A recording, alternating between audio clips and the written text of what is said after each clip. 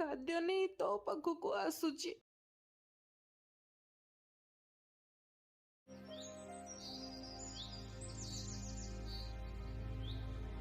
ଗୋଟିଏ ଗାଁର ନଦୀ କୂଳରେ ଦି ଭଉଣୀ ରହୁଥାନ୍ତି। ବଡ଼ ଭଉଣୀ କମଳାର ସ୍ୱାମୀ ବହୁତ ଦିନ ହବ ବେମାରରେ ପଡ଼ିଥାଏ। ସେଇଥିପାଇଁ ସେ ପ୍ରତିଦିନ ସାନ ଭଉଣୀ ମାୟାର ଘରେ କାମ କରିବାକୁ ଯାଉଥିଲା। ମାୟାର ବାହାଘର ବହୁତ ଧନୀ ଆଉ ଲୋଭୀ ବେପାରୀ ସହିତ ହୋଇଥିଲା। ସକାଳୁ ସକାଳୁ କମଳା ନିଜ ଘର କାମ ଜଲ୍ଦି ଜଲ୍ଦି ସାରି ତା ସାନ ଭଉଣୀ ଘରକୁ କାମ କରିବାକୁ ବାହାରିଯାଏ। ଆରେ ଦିଦି, ତମେ ଜଲ୍ଦି ଜଲ୍ଦି ସକାଳୁ ଆସିଯିବା କଥା ନା। ଆଉ ଏଡ଼େ ବଡ଼ ଘରର କାମ ପଡ଼ିଛି, ତମେ ଯଦି ଏତେ ଡେରିରେ ଆସିବ କେମିତି ହବ? ହଉ ଛାଡ଼, ଯଦି ଲେଟ୍ କରି ଆସିଲାଣି ଚାଲ ଚାଲ ଜଲ୍ଦି କାମ କରିଦିଅ। ମତେ କ୍ଷମା କରିଦେ ଭଉଣୀ, ମୋ ପୁଅ ମୁନାର କାଲି ରାତି ସାରା ପେଟ ବଥା ହଉଥିଲା। ସେ ରାତି ସାରା ଟିକିଏ ବି ଶୋଇନି, ସେଇଥିପାଇଁ ଆସିବାକୁ ଲେଟ୍ ହେଇଗଲା। ଠିକ୍ ଅଛି, ପ୍ରଥମେ ଯାଇ ଆଗ ଏଇ ଅଗଣା ଆଉ ବାରଣା ଝାଡୁ ମାରିଦେ, ତାପରେ ଯାଇ ସବୁ ବାସନ କୁସନ ସଫା କରିବୁ। ଘର ପୁରା ପରିଷ୍କାର ଆଉ ଚିକ୍ ଚିକ୍ ଦିଶିବା ଦରକାର। ସାଙ୍ଗେ ସାଙ୍ଗେ କମଳା ମାୟାର ଘରେ କାମ କରିବା ଆରମ୍ଭ କରିଦିଏ। ପ୍ରଥମେ ସେ ଅଗଣାକୁ ଝାଡୁ କରେ, ତାପରେ ସେ ଡାଇନିଂ ହଲକୁ ଝାଡୁ କରେ, ଆଉ ଏମିତି କରି ଗୋଟେ ଗୋଟେ ଘର ଝାଡୁ ପୋଛା କରେ। ତାପରେ ବାସନ ସଫା କରିବାକୁ ଯାଏ। ସେପଟେ ମାୟା ଆରାମସେ ବସି ଚାହା ପିଉଥାଏ। ସରିଗଲା ତ? ହଉ ଠିକ୍ ଅଛି, ସବୁ କାମ ସାରି ସାରିଲୁ। ଏବେ ଏତିକି କର, ଏ ବସ୍ତାରେ କିଛି ଧାନ ଅଛି, ସେଥିରୁ ଭଲ ଭଲ ଚାଉଳକୁ ବାଛି ଅଲଗା କରିବୁ। ଆଉ ଭାଙ୍ଗି ଯାଇଥିବା ଚାଉଳ ସହିତ ଯୋଉ ଗୋଡ଼ି ମିଶିଛି ତାକୁ ଅଲଗା କରିକି ରଖିବୁ। ଆଉ ମନେ ରଖ, ଆମ ଘରେ କେବଳ ଭଲ ଭଲ ଚାଉଳରେ ହିଁ ଭାତ ବନାଯାଏ। ଆଉ ହଁ, ତାପରେ ଗୋଟେ କାମ କରିଦବୁ, ଦିପହର ପାଇଁକା ଜଲ୍ଦି ଜଲ୍ଦି ରୋଷେଇରେ ଯାଇ ଖାଇବା ବନେଇଦବୁ। କମଳା କିଛି ବି କୁହେନି, ସେ ଚୁପଚାପ ଯାଇ ଚାଉଳରୁ ବାଲିକୁ ଅଲଗା କରେ, ଆଉ ଯାଇ ରୋଷେଇ ଘରେ ରୋଷେଇ କରେ। ମନେ ମନେ ସେ ଚିନ୍ତା କରେ, ତାକୁ ମାୟା କହିଥିଲା ଯେ ସେ ପଇସା ତ ଦବନି କାମ ବଦଳରେ, ତା ବଦଳରେ ସେ ଡେଲି ଡେଲି ଖାଇବା ପାଇଁକା ଦବ। ତାକୁ ଲାଗୁଥିଲା ସେଦିନ ରୋଷେଇ କରିଥିବା ଭାତ ତରକାରୀରୁ ବି ସେ ତାକୁ ଦବ। ମାୟା, ତୁ କହିଥିଲୁ ନା କି ମୁଁ ଗଡ଼ି ମିଶା ଚାଉଳ ଆଉ ଭଲ ଚାଉଳକୁ ଅଲଗା ଅଲଗା କରି ରଖିଦେବି? ଦେଖିନେ, ମୁଁ ସବୁ କରିଦେଇଛି। କାମ ସରିବା ପରେ କମଳା ଘରକୁ ଯିବାକୁ ବାହାରେ, କିନ୍ତୁ ମାୟା ତାକୁ ଅଟକାଇ ଦିଏ।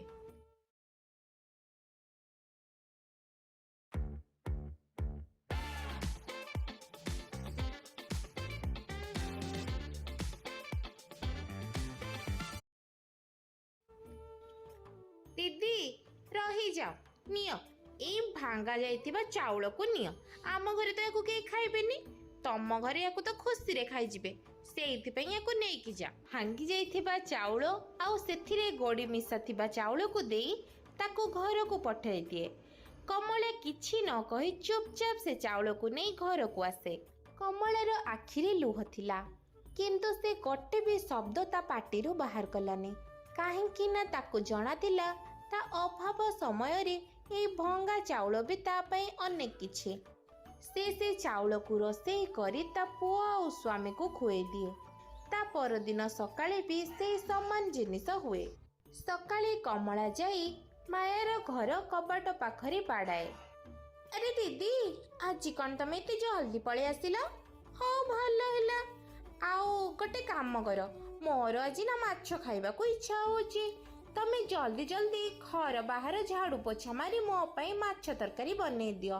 ଆଉ ଗୋଟେ କଥା ମନେ ରଖ, ମସଲା ଭଲସେ ପେଷିବ, କାହିଁକି ନା ମତେ ଆଜି ମାଛ ତରକାରୀ ବହୁତ ସ୍ୱାଦିଷ୍ଟ ଖାଇବାର ଅଛି। ସ୍ୱାଦିଷ୍ଟ ହିଁ ବନେଇବ, ମୋ ସ୍ୱାମୀଙ୍କୁ ବି ଟେଷ୍ଟି ଖାଇବା ଭାରି ପସନ୍ଦ।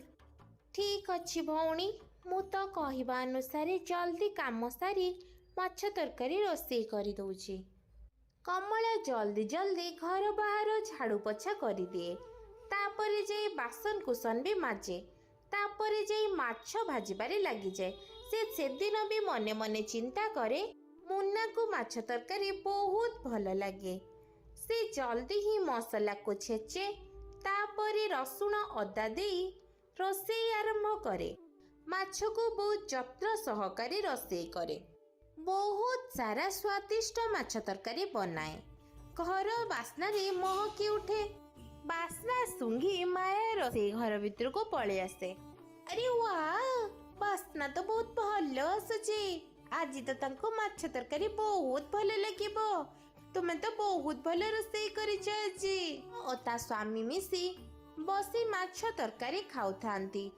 ଆରାମସେ ସେ ଦୁଇ ଜଣ ମଜା କରି କରି ଖାଉଥାନ୍ତି। ଆଜି ବି କମଳା ଏଇଆ ଚିନ୍ତା କରୁଥାଏ ଯେ କାଳେ ମାୟା ତା ପୁଅ ପାଇଁ ଅଳ୍ପ ଟିକେ ମାଛ ଦବ। ଯେତେବେଳେ କମଳା ଘର କାମ ସାରି ସନ୍ଧ୍ୟାରେ ଘରକୁ ଯାଉଥାଏ, ରୁହ ଦିଦି, ଆଜି ବି ତମ ପାଇଁ କିଛି ଖାଇବାକୁ ଅଛି। ଏଇଟା ହଉଛି କାଲି ରାତିର ବାସି ଖାଇବା, ଏଇଟାକୁ ନେଇଯା ଗରମ କରି ଖାଇଦବୁ। କମଳା ଚୁପଚାପ ସେଇ ବାସି ଭାତ ଆଉ ପଚି ଯାଇଥିବା ତରକାରୀ ନେଇ ତା ଘରକୁ ଫେରେ। ଏମିତି ଦିନ ପରେ ଦିନ ବିତିଯାଏ।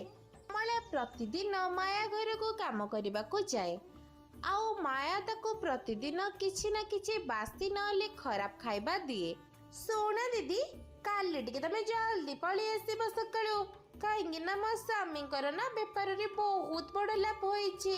ଆମ ଘରେ କାଲି ଫଙ୍କସନ୍ ଅଛି, ବହୁତ ଲୋକ ଆସିବେ, ଆଉ ସେଥିପାଇଁ ବହୁତ ମିଠା ଆଉ ବିଭିନ୍ନ ପ୍ରକାର ଖାଇବା ତିଆରି ହେବ। ସେଥିରେ ତମର ମତେ ସାହାଯ୍ୟ କରିବା ଦରକାର। ଠିକ ଅଛି ଭଉଣୀ, ତୁ ଯେମିତି କହୁଛୁ ମୁଁ ସେମିତି କାଲି ସକାଳୁ ଜଲ୍ଦି ହିଁ ପଳେଇ ଆସିବି, ଆଉ ସବୁ ଖାଇବା ପୁରା ମନ ଧ୍ୟାନ ଦେଇ କରିବି। କମଳା ସେଦିନ ସକାଳେ ବହୁତ ଜଲ୍ଦି ଉଠି ତା ଘର କାମ ଜଲ୍ଦି ଜଲ୍ଦିରେ ସାରି ବାହାରେ। ସମୟରେ ତା ପୁଅ ତାକୁ ପଚାରେ, ମା, ତମେ ଆଜି ସକାଳୁ ସକାଳୁ କୁଆଡେ ବାହାରିଲ? ମାଉସୀ ଘରକୁ ତମେ 8ଟାରେ ଯାଅ, ହେଲେ ଆଜି ତମେ କୁଆଡେ ଯାଉଛ? ଘରର କାମ ବି ତ ଆଜି ଶୀଘ୍ର ସାରିଦେଲ, କଥା କଣ ମା? ପୁଅ, ଆଜି ତ ମାଉସୀ ଘରେ ପୂଜା ଅଛି, ଆଉ ବହୁତ ବଡ଼ ଫଙ୍କସନ୍ର ଆୟୋଜନ ହୋଇଛି। ସେଇଥିପାଇଁ ବିଭିନ୍ନ ପ୍ରକାରର ମିଠା, ବହୁତ ପ୍ରକାରର ଖାଦ୍ୟ ସାମଗ୍ରୀ ତିଆରି ହେବ। ସେଥିପାଇଁ ମୁଁ ଜଲ୍ଦି ଟିକେ ଯାଉଛି। ମା, ମାଉସୀ ଘରକୁ ତ ବହୁତ ସାରା ଲୋକ ଆସିବେ, ସେ ମତେ ବି ତ ଡାକିଥିବେ ନା, ତାହେଲେ ମତେ ନେଇକି କାହିଁକି ଯାଉନା? ଆରେ ପୁଅ, ତୋ ବାପାଙ୍କ ଦେହ ବହୁତ ଖରାପ। ତୁ ଯଦି ମୋ ସହିତ ଚାଲିଯିବୁ ତାହେଲେ ସେ ପୁରା ଏକୁଟିଆ ହେଇଯିବେ, ସେଇଥିପାଇଁ। ଠିକ ଅଛି ମା, ଆଜି ତ ମାଉସୀ ଘରେ ମିଠା ତିଆରି ହେବ, ସେ ତ ମୋ ପାଇଁ କିଛି ମିଠା ଦେବେ। ତୁ ମୋ ପାଇଁ ନେଇକି ଆସିବୁ ନା ମା? ମୁଁ ତୋର ଅପେକ୍ଷା କରିଥିବି, ତୁ ଶୀଘ୍ର ଫେରି ଆସିବୁ ମା। ହଁ ରେ ପୁଅ, ମୁଁ ଜଲ୍ଦି ଯାଇ କାମ ସାରି ପଳେଇ ଆସିବି। ତୁ ତୋର ଯତ୍ନ ନେବୁ, ଆଉ ତୋ ବାପାଙ୍କ ଔଷଧ ସେ ଝରକା ପାଖରେ ଅଛି, ତାଙ୍କୁ ଦେଇଦବୁ। କମଳା ଚିନ୍ତା କରେ, ତା ଭଉଣୀ ଗାଁର ସମସ୍ତଙ୍କୁ ନିମନ୍ତ୍ରଣ ଦେଇଛି, ହେଲେ ତାକୁ ଗୋଟିଏ ଥର ବି କହିନି ଯେ ତୋ ପୁଅକୁ ତୋ ସହିତ ସାଙ୍ଗରେ ନେଇ ଆସିବୁ। ଅଗଣା ପୁରା ଲୋକଙ୍କ ଗହଳିରେ ହଲଚଲ ହଉଥାଏ। ବିଭିନ୍ନ ପ୍ରକାର ରୋଷେଇ ତିଆରି ହଉଥାଏ। ରୋଷେଇ ବି ଆସିଥାନ୍ତି ରୋଷେଇ କରିବାକୁ। କେସର ବାଦାମ ବାଲା କ୍ଷୀରି, କଚୋରି, ପୁରୀ, ମିଠାଇ, ଏଇ ସବୁ ଜିନିଷ ତିଆରି ହଉଥିଲା। ଏମିତି ଲାଗୁଥିଲା ପୁରା ଘର ପୁରା ବାସ୍ନାରେ ମହକୁଥିଲା। ଆରେ ତୁ ଆସିଗଲୁ, ହଉ ଜଲ୍ଦି ଜଲ୍ଦି ରୋଷେଇ କାମରେ ସାହାଯ୍ୟ କର। ଦେଖିଲୁଣି ତ ରୋଷେଇଆ ବି ଆସିଗଲାଣି। ମତେ ମୋର ପୁରା ବାସନ କୁସନ ଚିକ୍ ଚିକ୍ ହଉଥିବା ଦରକାର। କଣରେ ଯୋଉ ବାସନ ପଡିଛି ତାକୁ ବି ସଫା କରି ଗଣିକି ରଖିଦେ। ଆଜି ସନ୍ଧ୍ୟାବେଳେ ଆମ ଘରକୁ ବହୁତ ଲୋକ ଆସିବେ, କୋଉଥିରେ ବି ଯେମିତି କମି ନ ହୁଏ। ତୁ ଗୋଟେ କାମ କରେ, ପ୍ରଥମେ ବାହାର ଝାଡୁ କରେ, ତାପରେ ଯୋଉ ଜାଗାରେ ପୂଜା ହବ ସେଇ ଜାଗାକୁ ଝାଡୁ ପୋଛା ମାର, ତାପରେ ପୁରା ଏରିଆ ପରିଷ୍କାର କରେ। କମଳା ଗୋଟିକ ପରେ ଗୋଟିଏ ସବୁ କାମ କରେ, କଣ ଅନୁକୋଣ ସଫା କରେ। ତାପରେ ପୂଜା ସମୟ ଆସିଯାଏ। ମାୟା ସଜେଇ ହେଇ ତା ସ୍ୱାମୀ ସହିତ ପୂଜାରେ ବସିଯାଏ। ଗାଁର ସବୁଠୁ ଭଲ ପଣ୍ଡିତକୁ ଡାକିଥାନ୍ତି ପୂଜା କରିବାକୁ। ଗାଁର ସମସ୍ତ ଲୋକ ବି ଆସି ସେଠି ଠୁଳ ହୋଇଥାନ୍ତି। ପୂଜାର ସବୁ ବିଧିବିଧାନ ଭଲ ଭାବରେ ହଉଥାଏ। କିଛି ସମୟ ପରେ ପୂଜା ସମ୍ପୂର୍ଣ୍ଣ ହୁଏ। ସବୁ ଗେଷ୍ଟ ମାନଙ୍କୁ ବସେଇ ଖାଇବାକୁ ଦିଅନ୍ତି। ସାରା ଗ୍ରାମବାସୀ ମାୟାର ଘରେ ଖାଇବାର ଆନନ୍ଦ ନିଅନ୍ତି। ମିଠାର ବାସ୍ନା, ମିଠା କ୍ଷୀରିର ବାସ୍ନା, ଆଉ ବିଭିନ୍ନ ପ୍ରକାର ସ୍ୱାଦିଷ୍ଟ ଜିନିଷର ମଜା ନେଉଥାନ୍ତି ସମସ୍ତେ। ସମସ୍ତ ଅତିଥି ଖାଇବା ଖାଇସାରି ନିଜ ନିଜ ଘରକୁ ଫେରି ଯାଆନ୍ତି। ଘର ଏବେ ପ୍ରାୟତଃ ସୁନସାନ ହୋଇଯାଇଥାଏ। ତାପରେ ବି ବହୁତ ଖାଦ୍ୟ ବଳିଥାଏ। ଆରେ ଦିଦି ଦେଖିଲ, ଭଗବାନଙ୍କ ଦୟାରୁ ଆଜି ସବୁ ଜିନିଷ ଭଲରେ ଭଲରେ ହେଇଯାଇଛି। ଆଉ ବହୁତ ପ୍ରକାରର ଖାଇବା ବି ବନିଥିଲା। ଦେଖୁନ କେତେ ମିଠା ଆଉ କେତେ ସବୁ ଖାଦ୍ୟ ବଳିଛି। ଗୋଟେ କାମ କର, ଏଇ ଯୋଉ ଖାଦ୍ୟକୁ ରୋଷେଇ ଘରକୁ ନେଇଯାଅ, ତାକୁ ଯତ୍ନ ସହକାରେ ରଖିଦବ। ଆଉ ମିଠା ତଳେ ଯୋଉ ମିଠାର ଗୁଣ୍ଡ ପଡ଼ିଛି, ଲଡୁ ଗୁଣ୍ଡ ପଡ଼ିଛି, ତାକୁ ଅଲଗା କରିଦିଅ। କମଳା କିଛି ବି ନ କହି ଚୁପଚାପ ବଳିଥିବା ଖାଦ୍ୟ ମିଠାକୁ ନେଇ ରୋଷେଇ ଘରେ ରଖିଦିଏ। ସେଟା ଗୋଟେ ଗଡ଼ାଣିଆ ଜମି ବିକତାକୁ ଭରସା ରଖନ୍ତୁ, ଘର ମଜବୁତ ହିଁ ହେବ। ତୁ କେବଳ ଅଲ୍ଟ୍ରାଟେକ୍ ହିଁ ବାଛିଲୁ, ଏମିତି କ'ଣ ପାଇଁ? ବଡ଼ ବାପା, ଘର ଜୀବନରେ ଗୋଟେ ଥର ଗଢ଼ାଯାଏ। ବାହାନି ଗଲି ଚିରାଗ। ଘର ଏକ ସୁଯୋଗ ଏକ, ତେଣୁ ସିମେଣ୍ଟ ବି ଦେଶର ନମ୍ବର ଏକ ଅଲ୍ଟ୍ରାଟେକ୍। ତା ହାତରେ ଗୋଟେ ମୁଣି ନେଇ ଠିଆ ହୋଇଥାଏ ଆଉ ତା ଭଉଣୀକୁ ତା ରୁମକୁ ଡାକେ। ଇଏ ନେ ଦିଦି, ଏଇ ଯୋଉ ବଳିଥିଲା ମିଠା ଆଉ ମିଠା ଗୁଣ୍ଡ ଆଉ ତଳେ ବସିଥିଲା ଶିରା, ତାକୁ ନେ। ଏଇଟାକୁ ନେଇ ତୋ ପୁଅକୁ ଦେଇଦେ। ଆମ ଘରେ ତ ୟାକୁ କେହି ଖାଇବେନି, ତମ ଘରେ ହେଲେ ଖାଇଦେବେ ଆଉ। କମଳା ସେ ମିଠା ଗୁଣ୍ଡର ମୁଣିକୁ ଧରି ଚୁପଚାପ ସେଠାରୁ ଚାଲିଯାଏ। ପଦୁଟିଏ ବି ପାଟିରୁ ବାହାର କରେନି। ଆଜି ସେ ଜାଣି ଯାଇଥିଲା ଯେ ତା ଭଉଣୀ ମନରେ ମଣିଷ ପଣିଆ ହିଁ ନାହିଁ। ସେ ଚୁପଚାପ କାନ୍ଦି କାନ୍ଦି ଯାଏ। କମଳା କାନ୍ଦି କାନ୍ଦି ଜଙ୍ଗଲ ମଧ୍ୟ ଦେଇ ଯାଉଥାଏ। ସେଠି ସେଇ ରାସ୍ତାରେ ଗୋଟେ ପୁରୁଣା ମନ୍ଦିର ପଡ଼େ।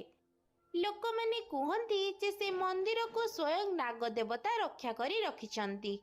ଆଉ ଯୋଉ ବି ଲୋକ ତାଙ୍କ ଭକ୍ତିର ସହକାରେ କିଛି ମାଗେ, ସେ ତାଙ୍କ ମନ ଇଚ୍ଛା ପୂରଣ କରନ୍ତି। ହେ ନାଗ ଦେବତା, ଆପଣ ଯଦି ସତରେ ଅଛନ୍ତି ତାହେଲେ ଆପଣ ମୋତେ ଚୋଟ ମାରି ଦିଅନ୍ତୁ। କାହିଁକି ନା ମୁଁ ଡେଲି ଡେଲି ଏମିତି କଷ୍ଟ ସହିପାରିବିନି। ଡେଲି ଡେଲି ଅଭାବ ଆଉ ଲୋକମାନଙ୍କ ଗୋଇଠା ମୁଁ ସହିପାରୁନି। ମୋ ପୁଅ ଆଉ କେତେ ମୋ ଆଖିର ଲୁହ ଦେଖିବ। ଗୋଟେ କାମ କରନ୍ତୁ, ଆପଣ ଆଜି ମୋତେ ଶେଷ କରିଦିଅନ୍ତୁ। ମୋ ପୁଅ ଜଗିଥିବ, ମୋ ମା ମୋ ପାଇଁ ମିଠା ନେଇକି ଯିବ। କିନ୍ତୁ ମୁଁ ତ ଖାଲି ଚିନି ଶିରା ଆଉ କିଛି ଭଙ୍ଗାରୁଜା ଛୋଟ ଛୋଟ ମିଠା ନେଇକି ଯାଉଛି। ମୁଁ କ'ଣ କହିବି ଯାଇକି ମୋ ପୁଅକୁ ଯେ ତୋ ମା ପର ଘରେ ଅଇଁଠା ବାସନ ମାଜୁଛି ଆଉ ଅଇଁଠା ଖାଦ୍ୟ ନେଇ ତୋ ପାଖକୁ ଆସୁଛି। ମୁଁ ଆଉ ତାକୁ କିଛି କହିପାରିବିନି। ହେ ନାଗ ଦେବତା, ଆପଣ ଆପଣଙ୍କ ବିଷୟରେ ମୋତେ ଆଜି ଶେଷ କରିଦିଅନ୍ତୁ। ନାଗ ଦେବତା ସମସ୍ତ କଥା ଶୁଣନ୍ତି। କମଳାର ପ୍ରତିଟି ଶବ୍ଦ ନାଗ ଦେବତାଙ୍କ କାନରେ ପହଞ୍ଚେ, କିନ୍ତୁ ସେ ତାକୁ ଚୋଟ ମାରନ୍ତି ନାହିଁ। ତାଙ୍କର ବି କମଳା ପ୍ରତି ଦୟା ଉତରି ଆସିଥାଏ। କମଳା ଯିବାକୁ ହିଁ ବାହାରିଥିଲା। ନାଗ ଦେବତାଙ୍କ ଚାରିକଡ଼ରେ ଗୋଟେ ବହୁତ ଉଜ୍ଜଳ ଆଲୋକ ଝଲସିଲା। ସେ ଆଲୋକରୁ ଏମିତି ଲାଗୁଥିଲା ଯେମିତି ନାଗ ଦେବତା କମଳାକୁ ଆଶୀର୍ବାଦ ଦେଇଛନ୍ତି। କମଳା ଯାଇ ତା ଘର ଦୁଆର ପାଖରେ ପହଞ୍ଚିଲା। କମଳାର ପୁଅ କମଳାକୁ ଅପେକ୍ଷା କରି ବସିଥାଏ। ତା ପୁଅର ଆଖିରେ ଗୋଟେ ଆଶାର ଆଲୋକ ଥିଲା କି ତା ମା ତା ପାଇଁ କିଛି ନା କିଛି ଆଣିଥିବେ। ମା, ତମେ ଆସିଗଲ। ମୁଁ ତୁମକୁ କେତେବେଳୁ ଅପେକ୍ଷା କରିଛି। କ'ଣ ତମେ ମୋ ପାଇଁ ମିଠେଇ ନେଇକି ଆସିଛ ନା? ଜଲ୍ଦି ପୋଟଳି ଖୋଲ ମା। ମୋତେ ଆଜି ମିଠେଇ ଆଉ ରସଗୋଲା ଖାଇବାର ଅଛି ମା। କମଳା ଥରି ଥରି ସେ ପୁଟୁଳିକୁ ଖୋଲେ, କିନ୍ତୁ ଗୋଟେ ଚମତ୍କାର ଜିନିଷ ଦେଖିବାକୁ ପାଏ। ସେ ପୁଟୁଳିରେ ବହୁତ ପ୍ରକାର ସ୍ୱାଦିଷ୍ଟ ମିଠା, ପେଡ଼ା, କଚୋଡ଼ି ଆଉ ବିଭିନ୍ନ ପ୍ରକାରର ସ୍ୱାଦିଷ୍ଟ ଖାଦ୍ୟଦ୍ରବ୍ୟ ଥାଏ। ତା ପୁଅ ଖୁସିରେ ଡେଇଁ ପଡ଼େ ଆଉ ଖାଦ୍ୟ ଖାଇବାକୁ ଲାଗେ।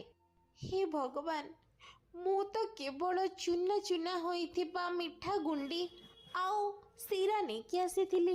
ଏ କେମିତି ଚମତ୍କାର ହେଇଗଲା ଭଗବାନ। କମଳା ଏସବୁ ଦେଖି ପୁରା ଆଶ୍ଚର୍ଯ୍ୟ ହେଉଥାଏ ଯେ ତା ଆଖି ସାମ୍ନାରେ ହେଉଛି କ'ଣ। ତାପରେ ସେ ଧୀରେ ଧୀରେ ଘର ଭିତରକୁ ଯାଏ।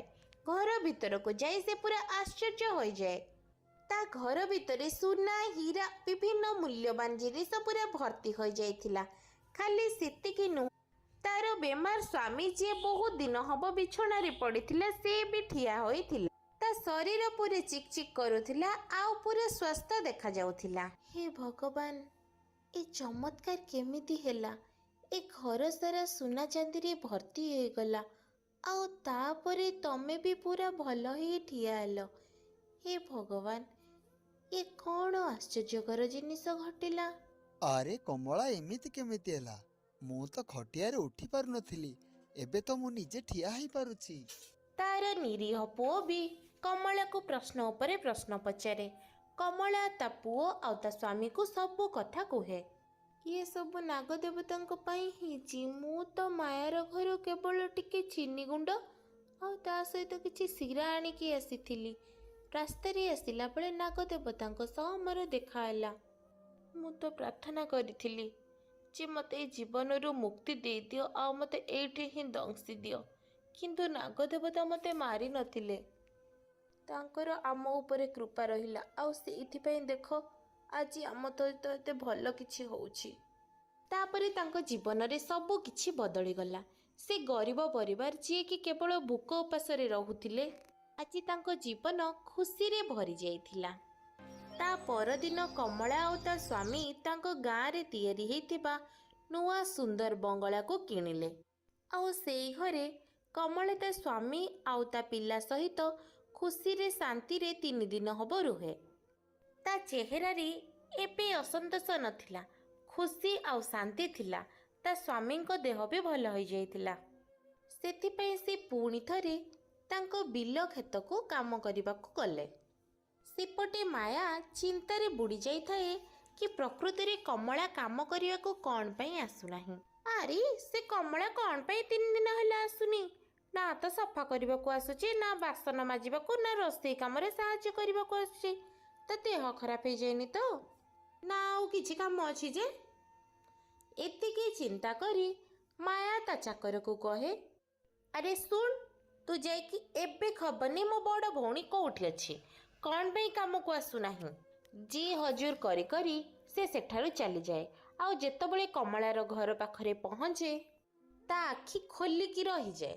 ସେ ଦେଖେ କି ସେମାନେ ନୂଆ ଘର କିଣି ନିଅନ୍ତି, ଆଉ ତା ସ୍ୱାମୀର ଦେହ ବି ପୁରା ଭଲ ହୋଇଯାଇଥାଏ। ସେ ପୁଣି ଥରେ ତା କ୍ଷେତକୁ ଯାଉଥାଏ। ସେ ଚାକର ଚୁପକି ସେ ଝରକା ଆଡ଼ୁ ଘର ଭିତରକୁ ଦେଖେ କମଳା ସେଠି ତା ପୁଅ ସହିତ ଶାନ୍ତିରେ ରହୁଛି। ଚାରିଆଡ଼େ ସୁଖ ସମୃଦ୍ଧିର ସାଗର ବହୁଥିଲା। ହେ ଭଗବାନ, ମୁଁ ଏବେ କ'ଣ ଦେଖୁଛି? କିଛି ଦିନ ପୂର୍ବରୁ ତ ଏହା ଘର ଭଙ୍ଗା ଦଦରାରେ ପରିଣତ ହେଇଥିଲା। ଏବେ ତ ଲାଗୁଛି ଇଏ କୋଉ ରାଜା ମହାରାଜା ଠାରୁ କମ୍ ନୁହଁ। ଚାକର ଦୌଡ଼ି ଦୌଡ଼ି ମାୟା ପାଖକୁ ଆସେ ଆଉ ଜଲ୍ଦି ଜଲ୍ଦି ହିଁ ସବୁ କାହାଣୀ କହେ। ମାଲକିନ, ଇଏ ତ ବଡ଼ ଚମତ୍କାର ହେଇଗଲା। ଏହାର ଘରେ ତ ସୁନା ରୂପାରେ ଭର୍ତ୍ତି ହୋଇଛି। ଏହାର ସ୍ୱାମୀ ବି ଠିକ୍ ହୋଇଯାଇଛି। ଲାଗୁଛି ତାର ଭାଗ୍ୟ ରାତାରାତି ବଦଳି ଯାଇଛି। କ'ଣ ହେଲା? ସିଏ ଯେତେବେଳେ ଏଠୁ ତ ଯାଇଥିଲା, ମୁଁ ତା ହାତରେ ଖାଲି ମିଠା ଗୁଣ୍ଡ ଆଉ କିଛି ବଳିଥିବା ଖାଦ୍ୟ ଦେଇଥିଲି। ତାହେଲେ ସେସବୁ ଜିନିଷ ଏତେ ଚେଞ୍ଜ ହେଇଗଲା କେମିତି? ତା ପାଖକୁ ଏତେ ସୁନା ରୂପା ଆଉ ସବୁ ଜିନିଷ ଆସିଲା କୋଉଠୁ? ସେ ଚାକରାଣୀ ପ୍ରକୃତିରେ କେମିତି ଏତେ ଧନୀ ହେଲା ମୋତେ ଜାଣିବାକୁ ତ ପଡ଼ିବ।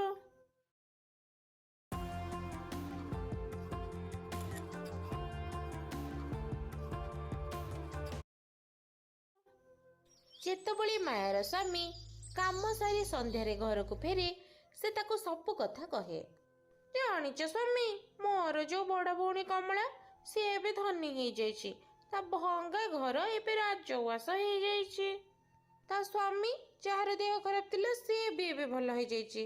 ମୋତେ ଜାଣିବାର ଅଛି କି ରାତାରାତି ଏମିତି କେମିତି ହେଇଗଲା। ଆରେ ବାଃ, ଏ ତ ବହୁତ ବଡ଼ ଖୁସି ଖବର।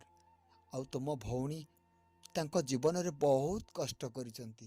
ତୁମେ ନିଜେ ଯାଇ ତାଙ୍କୁ ପଚାରି ଆସ, ଏସବୁ ସମ୍ଭବ ହେଲା କେମିତି? ମାୟା ଚିନ୍ତା କରିଥିଲା କି ଏବେ ସେ ଏ ରହସ୍ୟ ଉପରୁ ପରଦା ହଟେଇକି ହିଁ ରହିବ। ସେ ସେହି ସମୟରେ ହିଁ ଜଲ୍ଦି ତୟାର ହେଇକି କମଳାର ଘର ଆଡ଼କୁ ଯିବାକୁ ବାହାରେ। ସେ ଯେତେବେଳେ କମଳାର ଦୁଆର ପାଖରେ ପହଞ୍ଚି ମହଲକୁ ଦେଖେ, ତା ଆଖି ଖୋଲାକୁ ଖୋଲା ରହିଯାଏ। ସେ ଈର୍ଷାରେ ଜଳିବାକୁ ଲାଗେ। ତାପରେ ସେ ଘର ଭିତରକୁ ଯାଏ। ଆରେ ଭଉଣୀ, ତୁ କାମକୁ ଆସୁନଥିଲୁ ନା, ସେଇଥିପାଇଁ ତୋର ଚିନ୍ତା ମୋତେ ଘାରିଲା। ସେଇଥିପାଇଁ ଦେଖିବାକୁ ଆସିଥିଲି। କାଳେ ତ ଦେହ ଖରାପ ହେଇଯାଇଥିବ। ଛାଡ଼ ସେ କଥା। ଏବେ ତୁ ମୋତେ ଏତିକି କହିଲୁ, ତୁ ଏତେ ଧନୀ କେମିତି ହେଇଗଲୁ? ଏମିତି କ'ଣ ହେଲା ରାତାରାତି ଯେ ତୁ ଏତେ ଧନୀ ହେଇଗଲୁ? ମୋତେ ବି ଟିକେ ତ କହ। ମାୟା, ତୁ ସବୁଦିନ ମୋତେ ବଳିଥିବା ଖାଦ୍ୟ ଦଉ, ଆଉ ସେଦିନ ମୋତେ ଭାଙ୍ଗାରୁଜା ମିଠା ଆଉ କିଛି ଚିନି ଗୁଡ଼ ଶିରା ଦେଇଥିଲୁ। ମୁଁ ସେ ସବୁ ଜିନିଷକୁ ନେଇ ଘରକୁ ଆସୁଥିଲି। ରାସ୍ତାରେ ମୋତେ ନାଗଦେବତା ଦେଖାଦେଲେ। ମୁଁ ତାଙ୍କୁ ମୋର ସମସ୍ତ କଷ୍ଟ ଦୁଃଖ କହିଲି। ଆଉ ନାଗଦେବତାଙ୍କ କୃପାରୁ ଏବେ ଏଇସବୁ ଜିନିଷ ନାଗଦେବତାଙ୍କ କୃପାରୁ ମୋତେ ମିଳିଛି।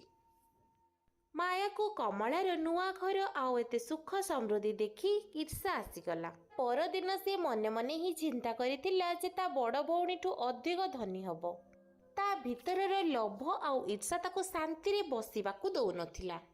ସେ ତା ସ୍ୱାମୀକୁ ସମସ୍ତ କଥା କହିଲା। ଶୁଣୁଛ ନା, ମୋତେ ସବୁ ଜଣା ପଡ଼ିଗଲା ମୋ ଦିଦି ଏତେ ଧନୀ କେମିତି ହେଲା।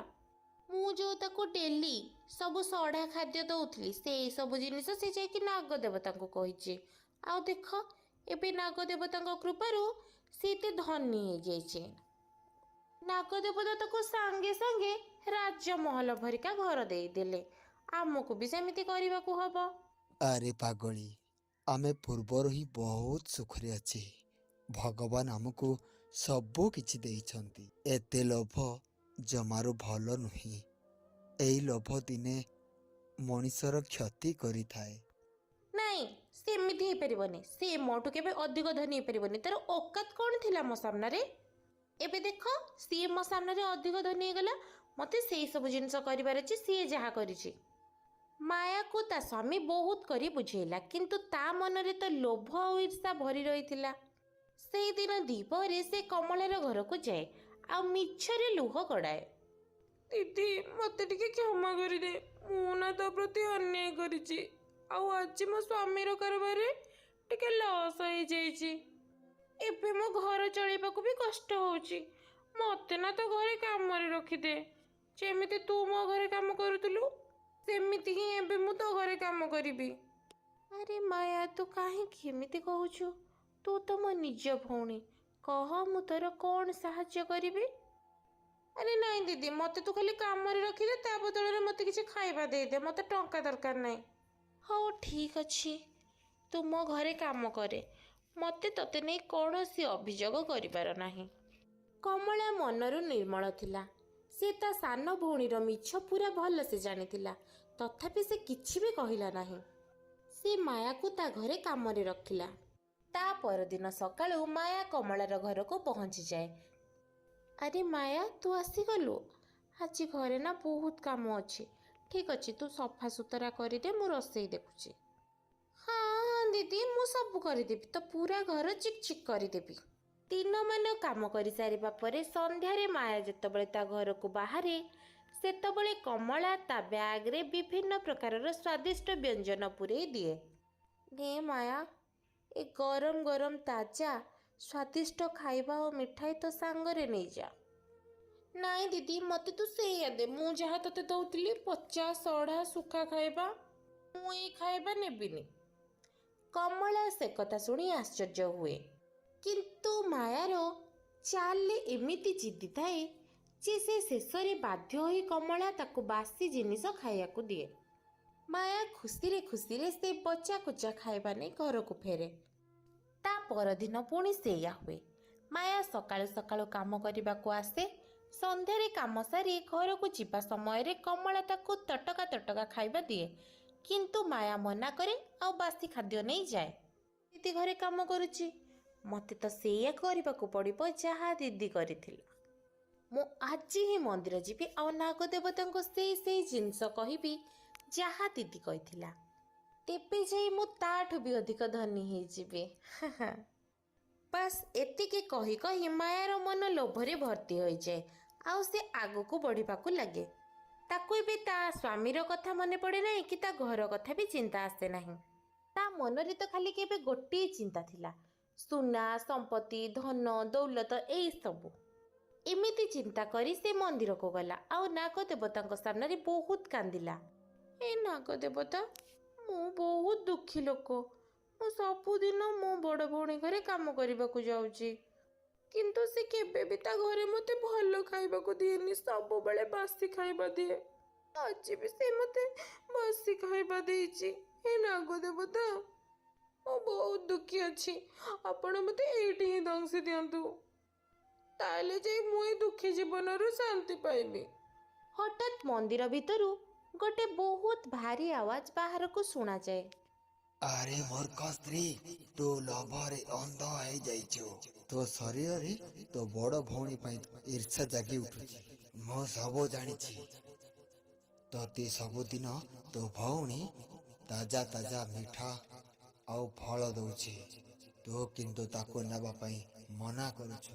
ତୁ ଜାଣି ଶୁଣି ତା ପାଖରୁ ବାସି ଖାଦ୍ୟ ନେଉଛୁ।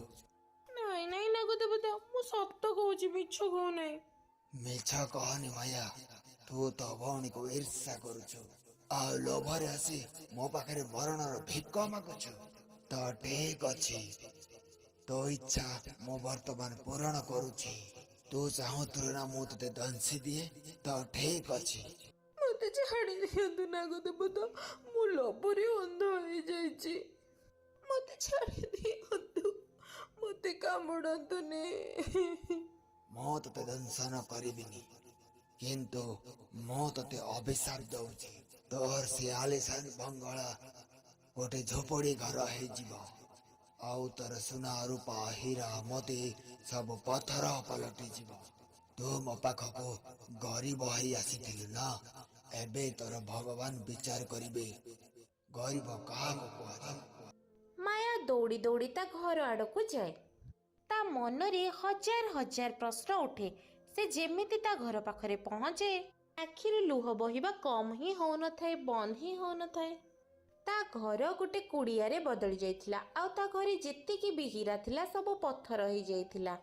ଆରେ ମାୟା, ଏ କେମିତି ହେଲା? ଏତେ ବଡ଼ ବଙ୍ଗଳା ଗୋଟେ ଝୁପଡ଼ି ଘର ହେଇଗଲା, ଆଉ ସୁନା ରୂପା ହୀରା ଚାନ୍ଦି ସବୁ ପଥର ହେଲା। ଏହା ହେଲା କେମିତି? କଣ କରିଛ ତମେ ମାୟା? ମାୟା କାନ୍ଦି କାନ୍ଦି ତା ସ୍ୱାମୀକୁ ସମସ୍ତ କଥା କହେ। ମୁଁ ତୁମକୁ କହିଥିଲି ନା ମାୟା, ଲୋଭ ଦିନେ ଜୀବନକୁ ନଷ୍ଟ କରିଦେବ। ମୁଁ କରିଥିବା ଏତେ ପରିଶ୍ରମ ସବୁ କିଛି ବେକାର ହେଇଗଲା। ମୁଁ କେଉଁ ଜନ୍ମରେ କେଉଁ ପାପ କରିଥିଲି? ତୁମ ଭଳି ଲୋଭୀ ଆଉ ବେଇମାନ ସ୍ତ୍ରୀକୁ ମୁଁ ବିବାହ କଲି। ମୋ ଜୀବନଟାକୁ ତମେ ହିଁ ବେକାର କରିଦେଲ ମାୟା, ତମେ ହିଁ ବେକାର କରିଦେଲ। ମାୟାର ଲୋଭ ପାଇଁ ତା ଧନ ଦୌଲତ ଅଏସ୍ ଆରାମ ଏମିତିକି ତା ପତି ବି ତାଠୁ ଦୂରେଇ ଯାଏ।